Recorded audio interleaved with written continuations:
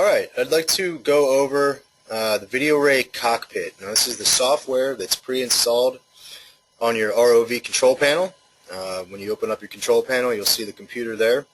We're going to go ahead and lift that up, open it up, power up your system. Remember, we're going to plug it in first.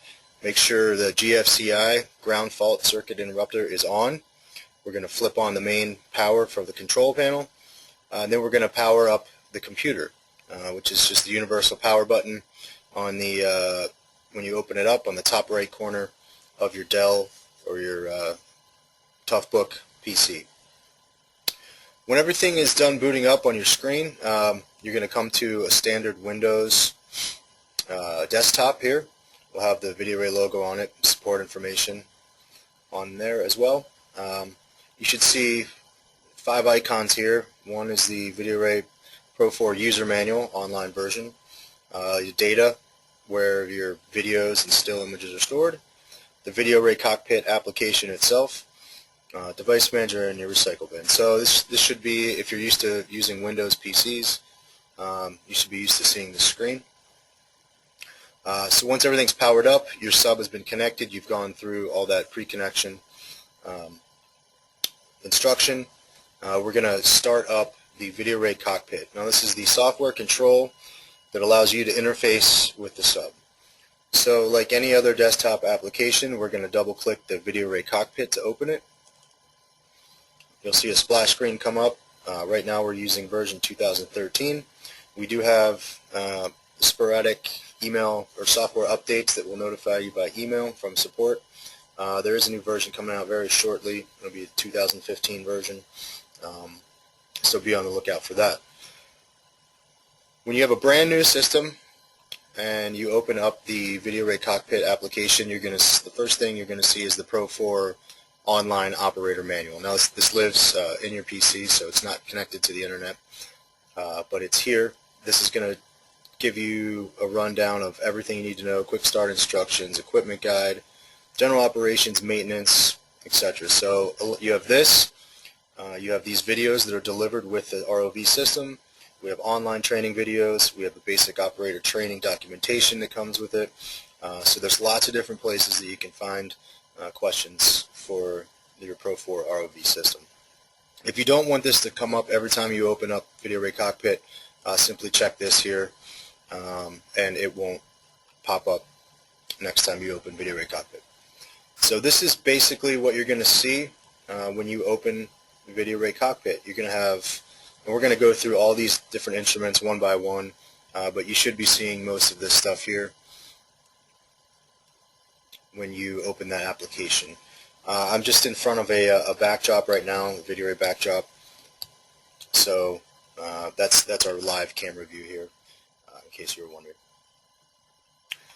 First, we're going to talk about the main video window that you see. It's kind of the main part, the eyes of your VideoRay, what it's seeing underwater.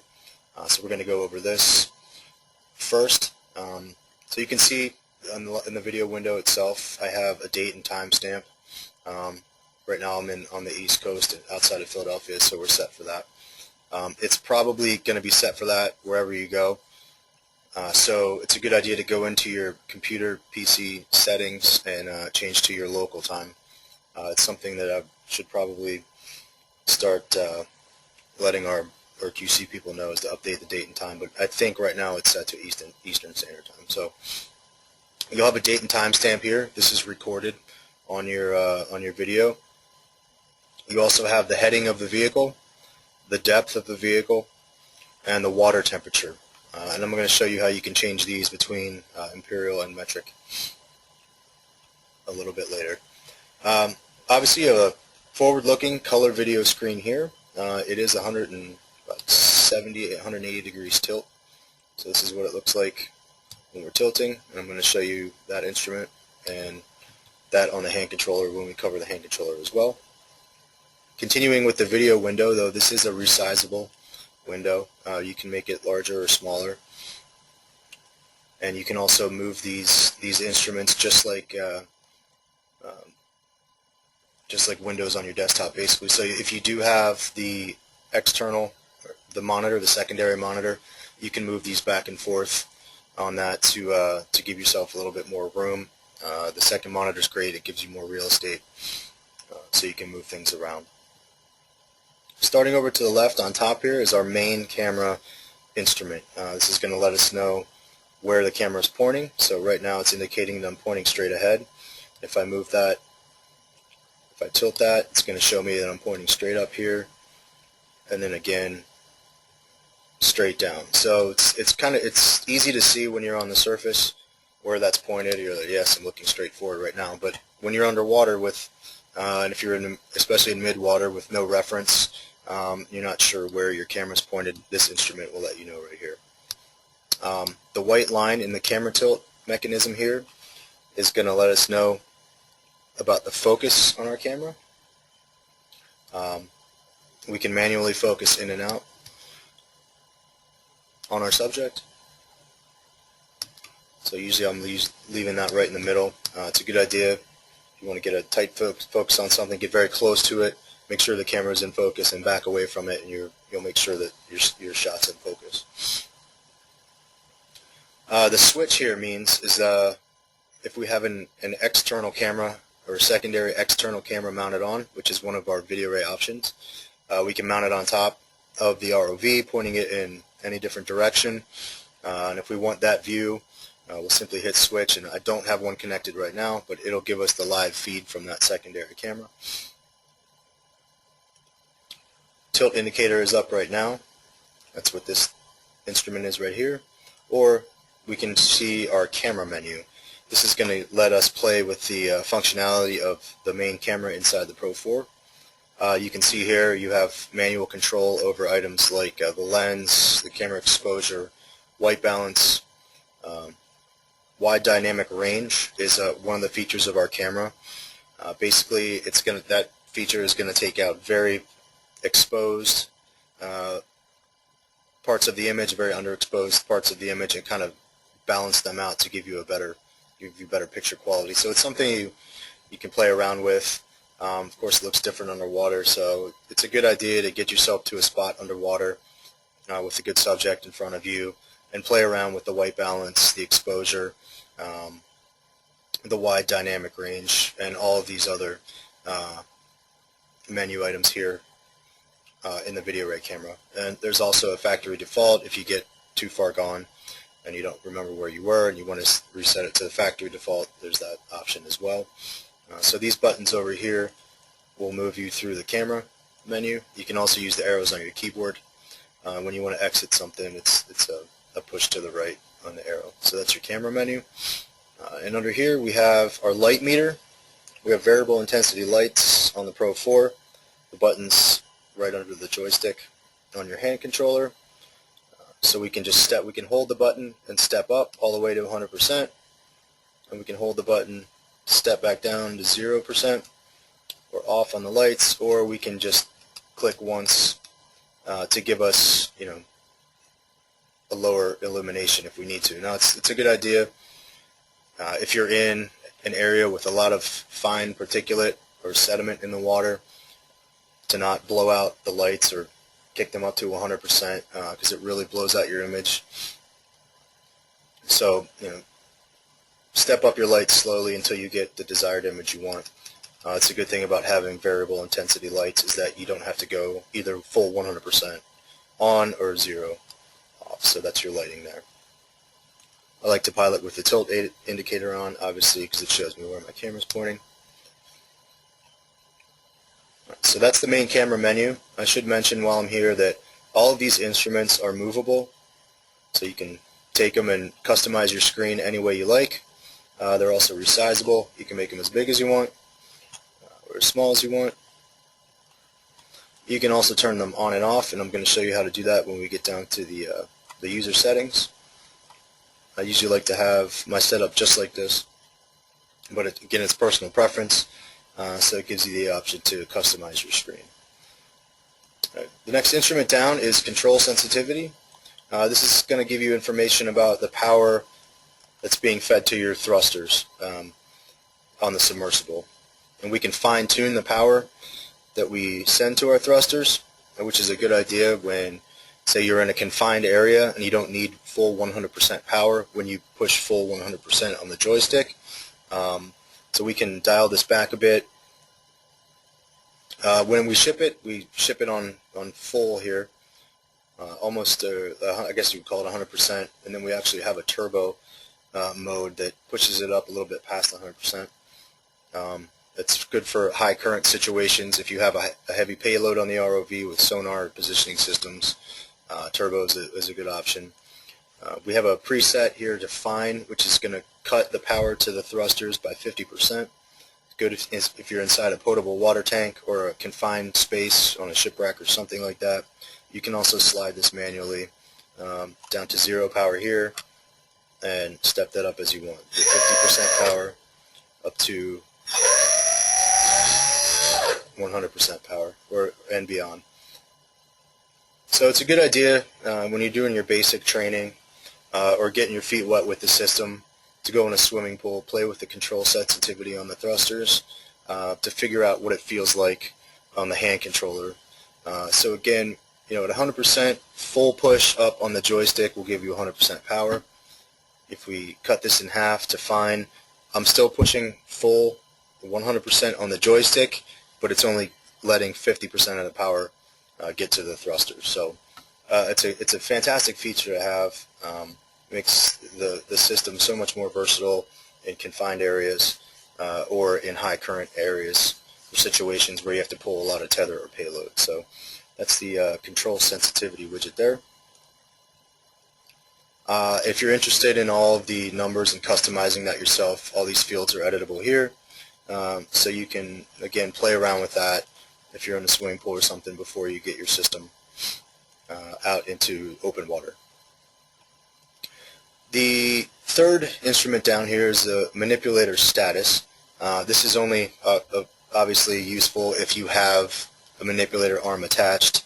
It's going to give you, if you are opening and closing, I'd be opening my manipulator now, and I'd be closing it. So it's just going to give you the action that's going on underwater with your manipulator. You should be able to see that in your video window, but it's here graphically for you as well. The fourth instrument down is a very, very handy feature. This is your water temperature. It's giving you the live temperature of the water here. Again, we can do this in metric or Celsius or Fahrenheit, and I'll show you how to change that in a second. So this is giving you the live temperature of the water here. It's also going to give you a readout of your dive, the minimum temperature that you encounter underwater, the maximum temperature that you've encountered underwater, and an average of the two. Again, that is also read out on the live video overlay on your video window, the water temperature here. You can also find that information here. The fifth instrument down on the left-hand side here is an Rov Health Indicator. This is a very valuable feature. It lets you know if everything is going well with your submersible, the power, communications. We have a leak detector here. It's going to let us know when humidity inside the sub has gotten high enough to the point where you might be experiencing a leak and you have to get the sub out of the water and find the cause of that before you suffer any internal damage to the electronic components. When you get your system delivered, the humidity number here should be anywhere from 0 up to about 30. That is completely acceptable. It's impossible to get almost all of the humidity out of the pressure hull during the manufacturing process, so we try to get it as low as possible.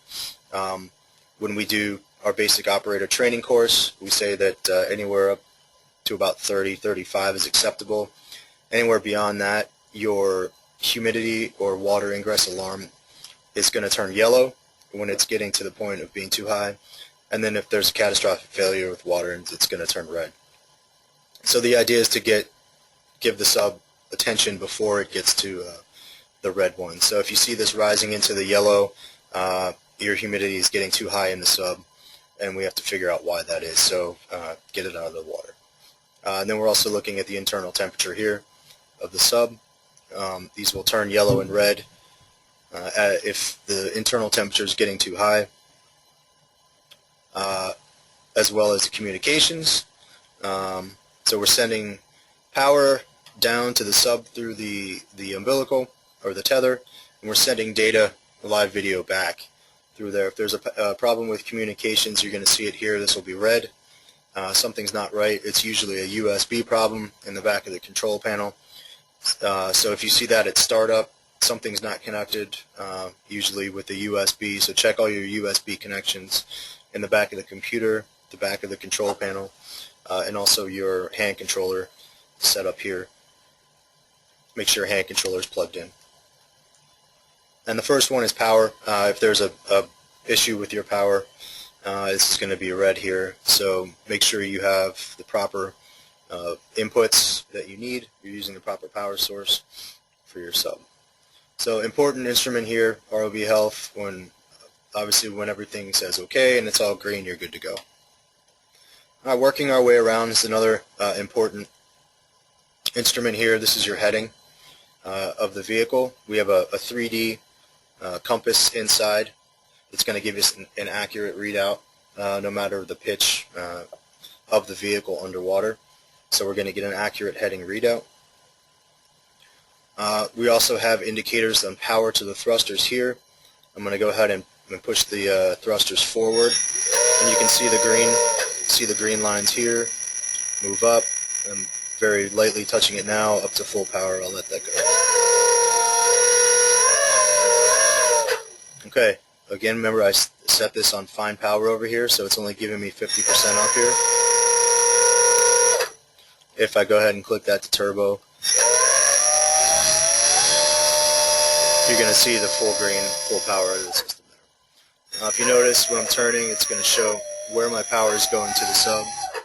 It's going to show my thrusters are engaged in forward or backwards, and if I'm full turn left, full turn right. So you can keep an eye on what your sub is doing underwater as you're feeding it commands up top. This is also where we engage our auto heading feature. If we know the heading of a target that we're trying to acquire, or if we like the heading that we're on when we're conducting a survey, we can engage our auto heading feature on the Pro 4 sub. To do that, we're going to get to the heading we want.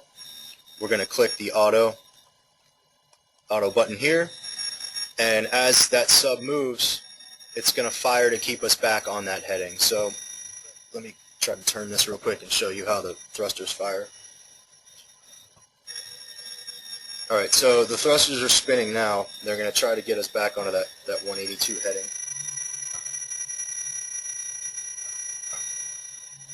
So it's going to constantly fight to keep us on that heading. Now, this isn't auto GPS. It's not going to get us to a target and stay there on that heading. If there's current or anything involved, it's going to push us parallel to that. Even though we may still be on the same heading, we'll be not in a direct line to our target. So that's something else to play with when you're in a swimming pool or something before you get into open water with your sub. It's a very handy feature, but it's something you need to practice and understand what it's all about before you get out there and just hit auto heading and expect the vehicle to go right to that point on the heading. So that is our heading instrument right there. Okay, we have another very handy feature on the Pro 4. This is a turns counter. When we're underwater and the vehicle, if it's turning around itself, if you're doing a lot of turns, if you're around a submerged structure, this is going to indicate how many times your vehicle has turned around itself. So if it's made one circle, you're going to have 1 here, 2 circles, 2, 3 circles, 3, and so on. It's going to give you a visual of how your tether is spinning, and then up here it's going to give one of these left or right arrows will turn white, and it's going to tell you which way to turn to get out of that mess. So if you turned right 3 times, it's going to have the white arrow illuminated to the left. As you're spinning back, this is going to be animated, showing you when you get back to 0. So it's extremely handy feature, let you know how many times you turned around yourself. If you start getting really high, can have an effect on your tether pull. If it started getting really tight too and you've turned around yourself an extreme amount of times, possible damage to your tether as well. So it's a good idea to keep your eye on that turns counter and find your way out of the turns that you've gotten yourself into. And lastly, on the main screen here, we have our depth instrument. This is going to show us our depth. We can set these numbers. If we know the depth of the water that we're working in, we can set a max floor depth and then different increments in between there, and I'll show you how to change those in a second in the user settings. Your depth, the current depth of the vehicle will be displayed here in this white circle, and again that depth is also set heads up over here on your the video overlay display that's recorded on your video. We can also engage our auto depth feature here. Now, this is one of the nicest features, I believe, on the VideoRay Pro 4. It allows you to set a depth. The vehicle will go to that depth, and it'll stay there for as long as you want it to. To do that on the screen here, we're going to make sure that our depth knob is set to neutral on the hand controller, and then we're simply going to click and drag down to the desired depth. Have it set for 60 feet here, so the sub will dive by itself, hands-free, till it gets to the 60-foot mark there, and then it'll level itself out, and it'll fight to keep itself at that 60-foot mark until you either change it on the computer or you can manually take over on your hand controller. So you can see now that I've engaged the manual on my hand controller, and I can get it to, if I wanted to go to dive or come up, and then once I reset it to neutral, the auto feature will kick back in and get me to that new depth. It's difficult to demonstrate when I'm not in the water here, but it's as simple as getting to that point. You can get there manually if you want, and then click auto, or you can click and drag here, take yourself down to where you want to go. Alright, so that's the depth feature, and again we can change the increments here and the depth also between feet and meters. One thing I didn't point out on the video window here is a microphone feature. We can capture audio through the microphone on your PC. It's good if you're documenting your subject underwater and you like some voice notes on it.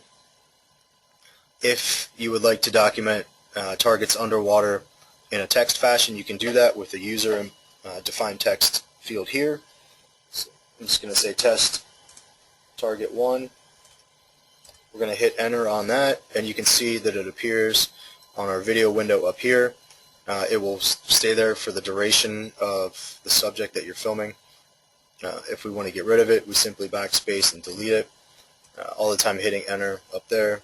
If we come across our second feature that we're trying to film underwater, target 2. So we've got a video documentation and labeling that's recorded on that video to give you an idea of what it was you were looking at, and a reminder of where you were. So that's a very handy feature, the user text overlay. And then we can turn that video overlay on or off here. If you just want video with no date and time overlay, no heading, depth, or temperature overlay, we can turn that on and off. Alright, those are our main instruments here that we ship the system with it set up like this. Again, you can customize all of these, move them around however you like. Now we would like to talk a little bit about the toolbar down here for cockpit. I'll just go through them from left to right one by one. If you're doing remote piloting or remote, need remote access or anything like that, this is for your network link right here. Connecting to servers, so on and so forth.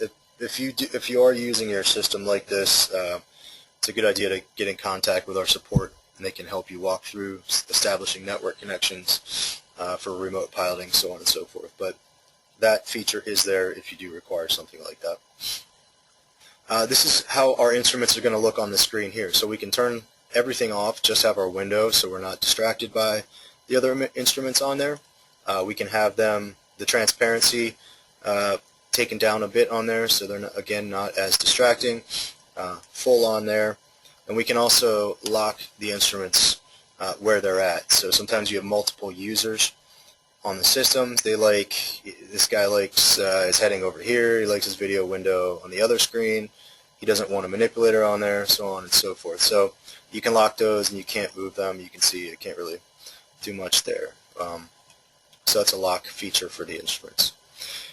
We have our software built in for a lot of our accessories like sonar positioning systems.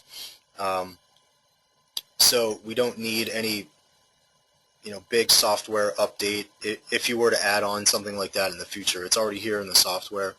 And you can simply access that. Of course, you must have the accessory. That would be a Blue View multi-beam imaging sonar, the Smart Tether non-acoustic tether-based positioning system, or the Tritech Micron small scanning sonar. So this software is already built in, but again, you have to make sure you have the hardware, that your panel is set up to accept a Blue View or the Smart Tether or the Micron sonar, and again that hardware is on your sub to use. So it's just letting you know that you can build your systems, and that software is already here for you. Okay, here's the user settings that I mentioned. This is going to allow you to customize your desktop further.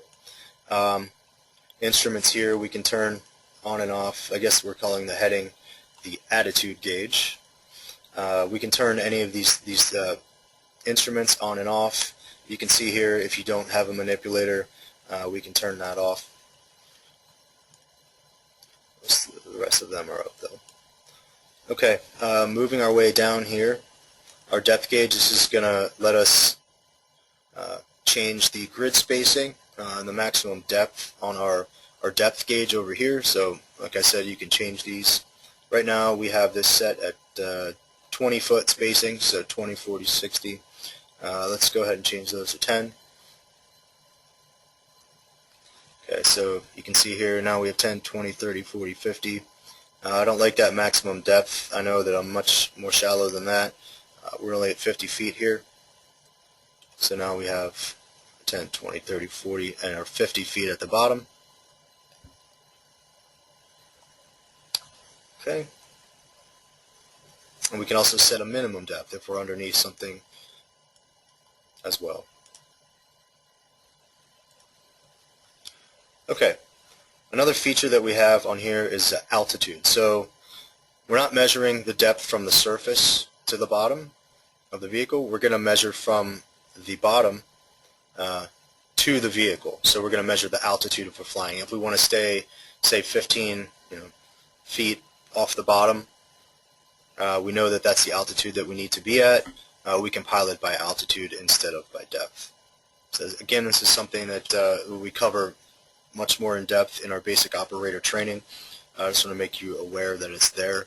Some people prefer to fly like that. In some jobs, they have to use altitude instead of depth. So we do cover that in our live basic operator trainings that we hold throughout the year. And again, it's something you can play with in a pool or calm area when you get your system and you're learning it. So it's altitude. Turns counter, we can reset a base heading on here, so we can use it for navigation as well. That's something you can play around with. We do cover that as well in our basic operator training, just to make you aware it's there. System settings, this is where we record all of our video and still images to. So when you record a video or still image from your hand controller, it goes directly to the hard drive of the computer. Here you can assign where you want that data to go. It comes shipped under the VideoRay data folder that is on your desktop. You can also change that. The depth sensor, we don't really need to recalculate this, but it's a good idea if you're in a place with a different elevation that you use the current pressure in the air before you dive. You get a more accurate depth reading. If you want to go so far as to change the fluid density of the water, can also have an effect on the depth readout. So set that as well. If there's a compass variation in the area that you're working that you know about, and you're getting your compass on your display here is inaccurate, you can set any variation in degrees at this area here. Change your system of measure from metric. You can see now we're in Celsius or centigrade over here, and American as its software has been written. We have a software fellow with a sense of humor. And again, you can show the instructions in the user manual on startup. If you want to bring that back, you can do that here. Data import and export, I'm not going to cover these in depth.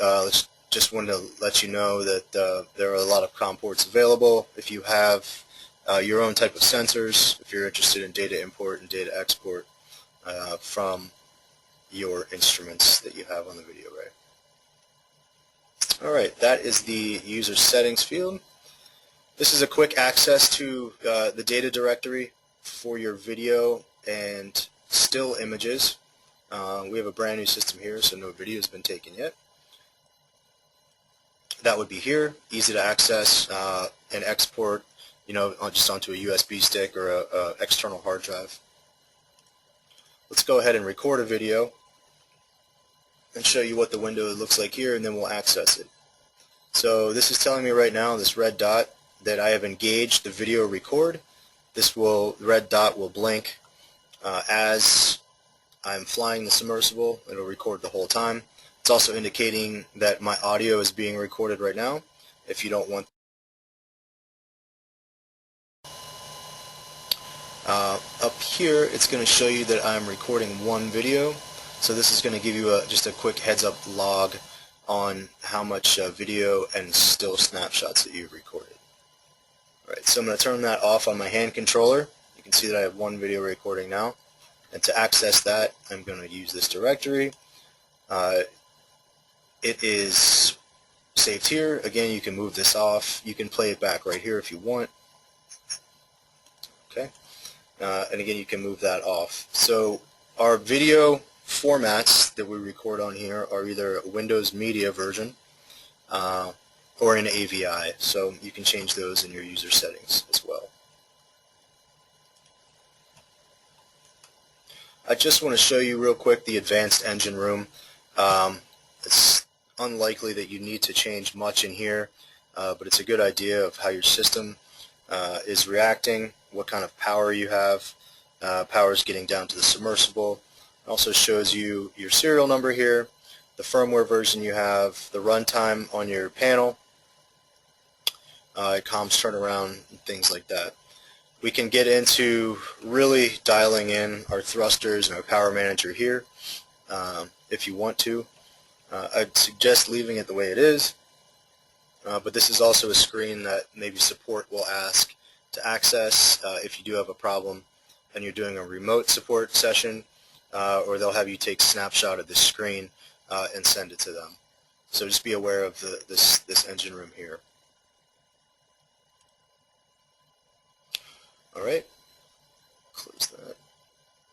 Alright, so we go to our little maintenance and diagnostic instrument here. We get into some advanced diagnostics. This is basically giving us a readout of our advanced engine room that we had. This is something that support may ask you about. It's giving you all of the information from your system here. You can save this, print this, so on and so forth. Some interesting things we've incorporated here. It's a good idea to get involved with these. Now, you don't necessarily have to do it on here, but it's important to get into the pre-dive and post-dive checks on your vehicle. And I'm not going to enter one here, but you put your name, or if there's multiple users, they would enter their name. This feature will take them through their pre-dive check. Have you checked the visual inspection on the cartridge seals, the thrusters, so on and so forth. And again, you can do that for post-dive when you bring it back and just go down the checklist and make sure you've done everything. We also have scheduled maintenance if you like to set up your, here's the checklist for the pre-dive. And you just go down and check these out on and off. Scheduled maintenance.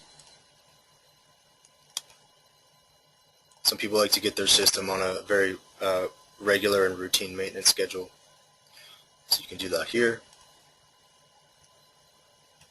Alright, and that is your service bay, we call it, or the Maintenance and Diagnostics Center. Alright, if at any time you need help, we have our little life ring here. It's going to bring up the Pro 4 user manual, the online version here, tips and tricks in here about what you're looking at. And then when you're all done and your sub has been brought back to the surface and you're ready to start powering down, first thing you do here is hit the red power button. Now when you hit this, it'll close the application and it'll remember everything you had set during this session. So if you made your windows a lot smaller, if you had your instruments moved around, when you shut it down, it'll remember that and open them up the same way that you closed it. So this was a basic video tutorial on VideoRay Cockpit. There's further information in the user manual. And also we go through this very in-depth in our basic operator training courses that we hold throughout the year. So check our website out for those. Thank you.